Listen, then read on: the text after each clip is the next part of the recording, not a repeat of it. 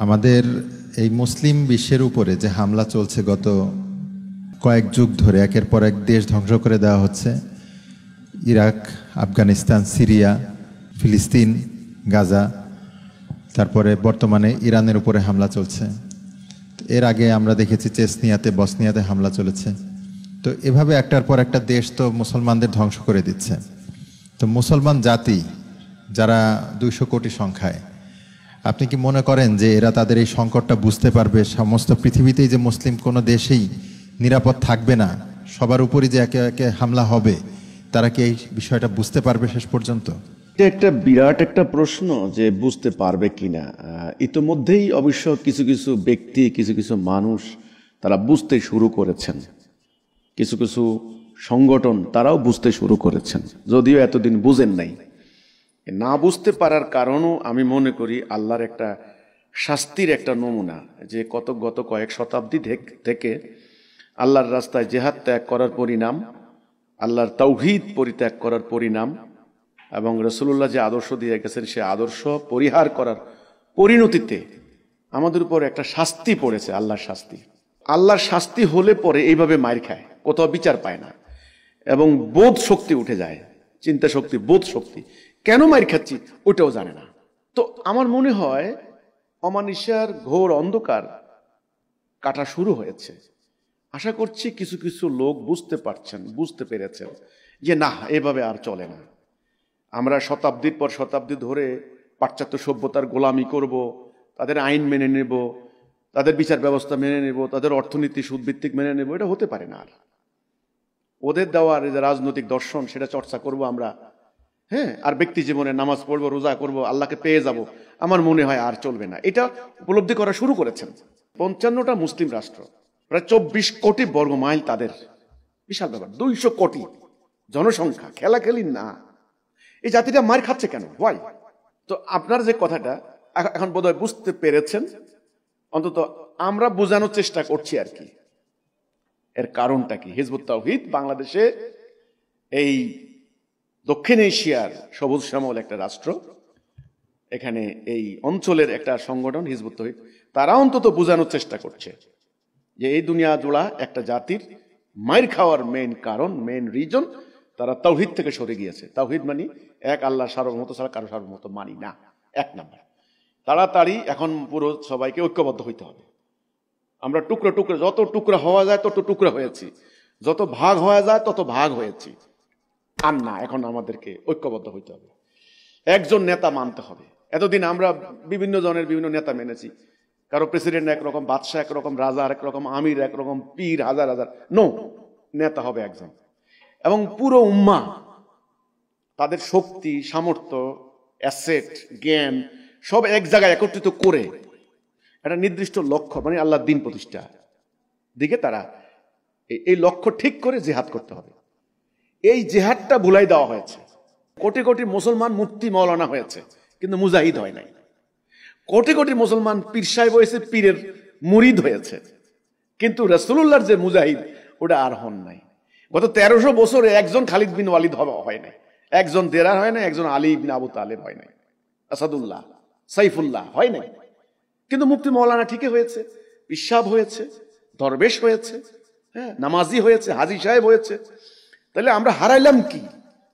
আমরা হারাইলাম জিহাদ, আমরা হারাইলাম সংগ্রামের প্রেরণা, আমরা হারাইলাম একটা জাতিসত্তা নির্মাণের স্বপ্ন, আমরা হারাইলাম একজন নেতাকে নেতা মানার একটা সিদ্ধান্ত।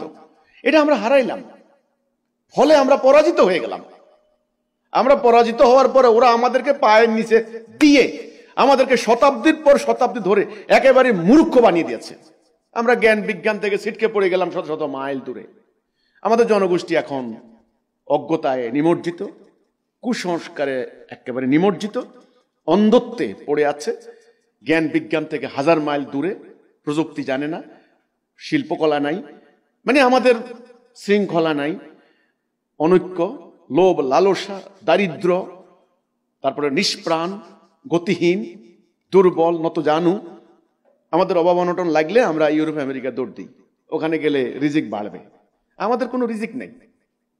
আমাদের মাটির নিচে যে সম্পদ সেটা তুলে আনার মতো প্রযুক্তি আমাদের নাই, অথচ বিশ্বের 90% বলেন ম্যাক্সিমাম গ্যাস আর তেল সম্পদ মুসলমান রাষ্ট্রগুলোর ভিতরে। যে অ্যাটম বোমা বানায় ইউরেনিয়াম, ওই মুসলমানদের, আপনি কাজাকিস্তান থেকে শুরু করেন দেখেন মুসলমানদের পায়ের নিচে, কিন্তু তোলার মতো ক্ষমতা আমাদের নাই, কারণ প্রযুক্তি নাই, জ্ঞান নাই, কারণ আমরা শিক্ষা থেকে ওই যে পরাজয়ের কারণ। এখন আপনি যে বললেন বুঝতে পারছে কিনা, অন্তত একটা সংগঠনকে আল্লাহ বুঝাচ্ছেন, এটা হলো হিজবুত তাওহীদ, একজন মহামানবের উসিলায় আমাদের ইমামুজ্জামান। এখন আমরা এটা এখন চেষ্টা করছি, সেই কাসাব্লাঙ্কা থেকে শুরু করে সেই ইন্দোনেশিয়া পর্যন্ত, শুধু তাদেরকে নয় সবাইকে আমরা বোঝানোর চেষ্টা করছি যে আসুন ঐক্যবদ্ধ হন তাওহীদের উপরে, আসুন ওদের দিন পরিহার করে আল্লাহর দিন কবুল করে নিন, আসুন আপনারা তওবা করে আবার জিহাদে প্রত্যাবর্তন করুন, আবার সংগ্রামে প্রত্যাবর্তন করুন, যে তলোয়ার ফেলে দিয়েছেন তলোয়ার ধারণ করুন।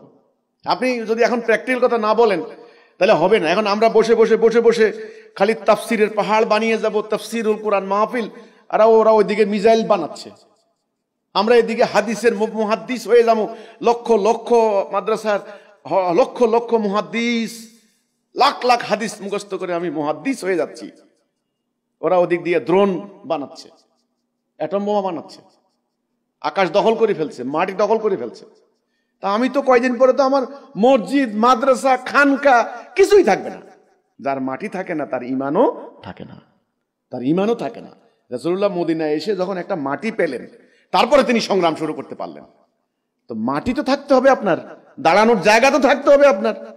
তো এই জন্য আপনি যে বললেন যে বুঝবে কিনা, না এখনো বুঝতেছে না, তবে অনেকে বোঝার চেষ্টা করছেন। আমরা বুঝাচ্ছি এই বেসিক ব্যাপারগুলি যেগুলি হারিয়ে গেছে। এই জাতি যেদিন এই সত্যটা বুঝতে পারবে যে নবী করিম সাল্লাল্লাহু আলাইহি সাল্লাম একজন সংগ্রামী মানুষ ছিলেন, তিনি জিহাদ করেছেন, কিতাল করেছেন, আমাদেরকে সংগ্রাম করতে হবে, কিতাল করতে হবে। তিনি ঐক্যবদ্ধ করেছেন, আমাদেরকে ঐক্যবদ্ধ হতে হবে। তিনি আল্লাহর কোরআনের বিধান দিয়া রাষ্ট্র পরিচালনা করেছেন, আমাদেরকেও আল্লাহর কোরআনের বিধান দিয়া রাষ্ট্র পরিচালনা করতে হবে। এই মৌলিক ব্যাপারগুলি মুসলমানরা যতদিন বুঝবেন না ততদিন তারা মার খেয়ে যেতেই হবে, তাদের পরাজয়, লাঞ্ছনা, অপমান, হীনমন্যতা তাদেরকে ছাড়বে না। এটা হলো আমার কথাটা। তো আমরা চেষ্টা করছি বিষয়টা বোঝানোর জন্য। ইনশাল্লাহ আমরা আশাবাদী। রাত যত লম্বা হয় ভোর তত কাছে আসে, তাই না? রাত যত গভীর হয় ভোর তত কাছে আসে। আমরা মার খেয়েছি, সারা দুনিয়াতে মার খাচ্ছি। ইনশাল্লাহ আশা করি একদল মানুষ এই সত্য বুঝতে পারবেন, আবার ঘুরে দাঁড়াবেন, নিজের সত্তার উপরে ঘুরে দাঁড়াবেন, নিজেদের আদর্শের উপরে ঘুরে দাঁড়াবেন, নিজেদের সভ্যতার উপরে, আল্লাহর উপরে ভরসা করে আল্লাহর আনুগত্য করবেন, আল্লাহর খেলাফত করবে। আশা করি আল্লাহ তাদেরকে হেফাজত করবে ইনশাআল্লাহ। আরবরাও বুঝতে শুরু করেছে। তেলের টাকা, পেট্রোডলারের টাকা দিয়া মজা অনেক করলাম তো, হ্যাঁ, ফান ফুর্তি অনেক করলাম তো, এখন তো আর কোটটাও থাকবে না, সামনের দিকে ভিক্ষা করতে হবে আবার। এটা বুঝতে পেরেছে আরবরা, আমাদের জনগণও অনেকটা বুঝতে পেরেছে। কিন্তু দুঃখজনক কথা হচ্ছে কোনো রাস্তা নাই আসলে। কি করব আমরা? কারণ সমস্ত মিলিটারি মাইট ওদের, ওরে বাপ রে বাপ, প্রযুক্তি ওদের, প্রযুক্তির ধাক্কায় আমরা টিকতে পারতেছি না, বুঝেও কিছু করার নাই, রাস্তা পাচ্ছি না। আলহামদুলিল্লাহ আমরা রাস্তা পেয়ে গেছি, এই বের হওয়ার রাস্তা, এটার নাম হেদায়া, ওটা আমরা পেয়েছি ইনশাল্লাহ। তো আশা করি অতি অচিরেই উম্মাহ আবার ইউনাইটেড হয়ে যাবে, আবার একজন সত্যনিষ্ঠ নেতার নেতৃত্বে তারা বিশ্বময় আল্লাহর দিন প্রতিষ্ঠা করবে ইনশাল্লাহ। এটা আমি আশা করি। হিজবুত তাওহীদ সে লক্ষ্যে কাজ করে যাচ্ছে।